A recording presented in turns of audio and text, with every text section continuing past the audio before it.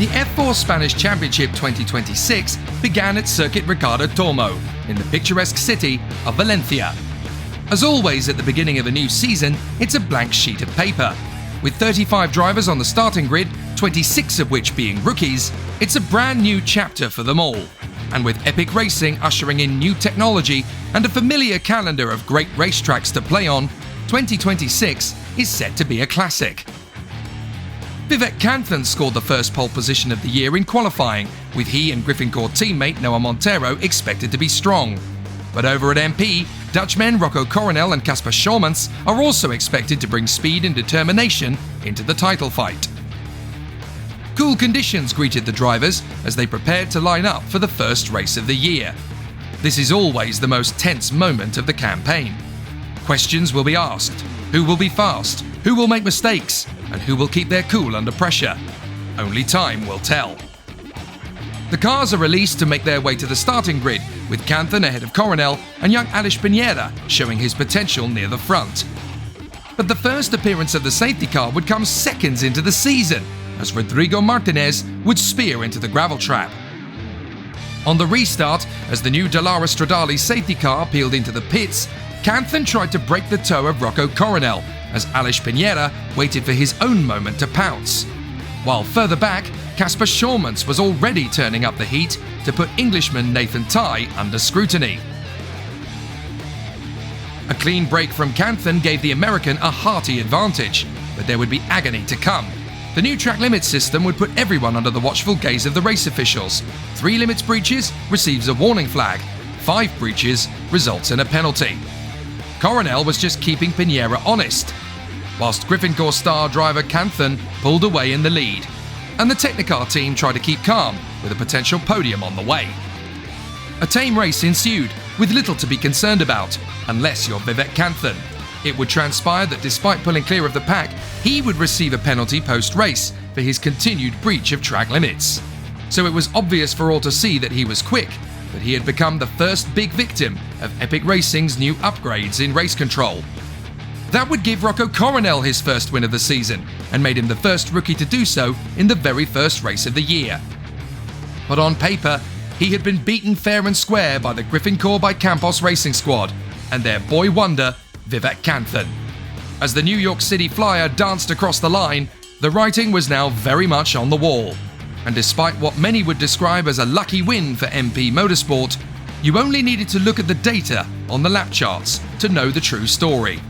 And indeed, to observe the animated celebrations of Vivek Kanthan post-race. He had run rings around the opposition, and he knew it too.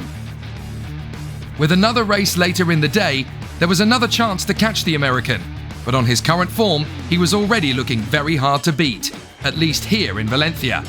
1 down and 2 to go. Could anyone keep up with Canthan?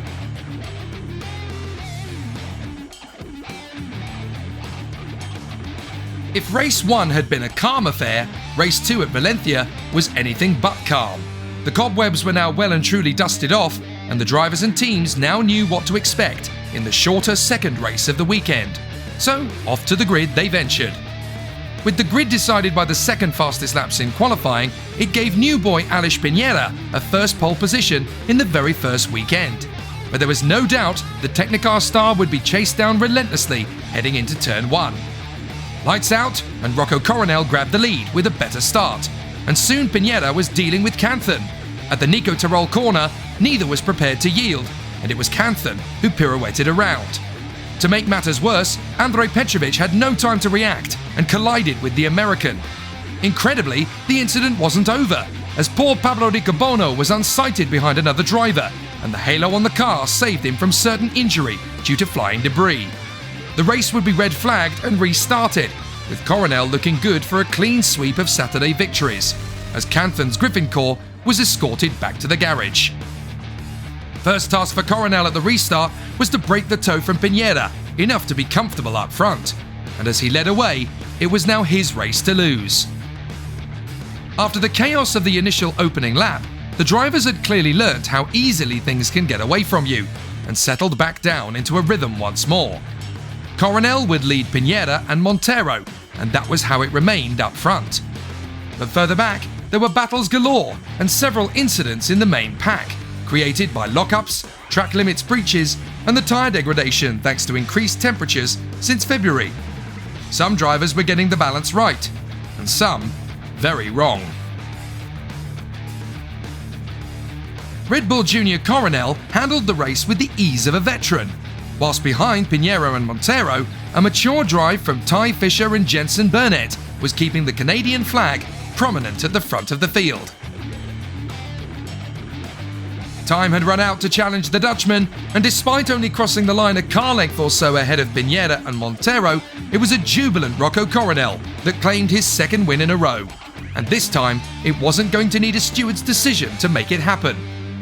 After coming so close to a win overall in the Spanish Winter Championship, to do so twice in the first weekend must have been justice served as far as Coronel was concerned. He now led the F4 Spanish Championship with one race to go on Sunday.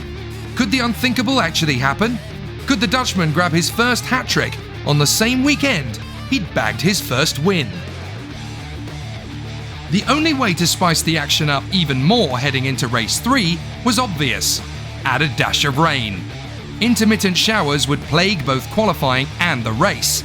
But as the drivers set off for the starting grid, the circuit was too dry for wet tyres and too damp for slicks, the only option being slick tyres for the start, with more rain imminent. Vivek Kanthan had bagged another pole position after an immense effort from Griffincourt to repair his car overnight. And so, we were about to enter a world of uncertainty as the drivers took to the track to line up once more on the grid. Would the hand-cooked wets be needed, or would the slicks be sufficient? And if it did rain mid-race, could the youngsters cope with the changing conditions? The mechanics were the most stressed of anybody, with key setup decisions to make and little time to make them. Pedro Vichals drove the Dallara Stradale safety car around to assess the conditions. A standing start would be declared and the drivers would go to the grid, with the teams knowing that the right call on strategy could make you a hero, the wrong call and the guilt would be gargantuan. Canthan would line up on pole alongside Montero, with Boris Leeson and Nathan Ty behind, and Rocco Coronel down in P6. What would follow was one of the most unpredictable races of the year in its very first weekend. Canthan blasted away from the grid in the lead, but the real star of the start was Boris Leeson, who leapt forward from third on the grid to duel with Montero and spectacularly secure second place around the outside, heading into turn 1. Timing the start to perfection is never easy, and we can see again how the pole unlocked pure magic to grab second place on a damp circuit. This would give him the chance to go after Canthan, and it turned out only he would have the pace to pressure the American, from lights out to checkered flag. Elsewhere, other drivers were making good on a strong qualifying effort, including Spain's Luna Flusha, who was looking fast and confident in the top 10. It didn't take long for squabbles to develop, as Noah Montero and Nathan Ty banged wheels in their fight over third place before the British drivers secured the position. But seconds later, his joy would turn to despair as he was the first to catch a damp patch and it spat him off the road through the gravel. And it wouldn't be the last. Just a lap later, and Flusha had spun the Campos around, beaching her car in the gravel trap. Guaranteed points were now gone. The safety car made its first appearance, punching up the pack and giving the drivers a chance to gather their thoughts and align their focus once more. But the rain overhead was starting to become heavier. Just keeping the tyres warm for the restart was going to be a mighty challenge all of its own. On the restart, Ty had decided that attack was the best line of defence, and this time it was Canada's Ty Fisher who found that out the hard way. But the rain was increasing, resulting in more errors. Jean-Paul Carras recovered from a spin, whilst Max Radek could not. He walked away disappointed, whilst the Dallara Stradale safety car returned to the circuit. It would be needed again dramatically. Sebastian Frigolet was lucky not to roll after a collision with his teammate Sam Urus, whilst at turn 1, Elliot Kaczynski tangled with Nacho Tunion. Fortunately, both Frigolet and Kaczynski walked away without injury. There was nearly more drama for Nathan Tai, this time battling with Kasper Schormans, and neither was going to give way to the other. Then the final contact saw Pablo Riccobono bounce off Louis Cochet, ending both men's afternoon in frustration. By this time, it was already the last lap. It was a welcome relief for Vivek Kanthan, who had been hunted down by Boris Leeson all the way.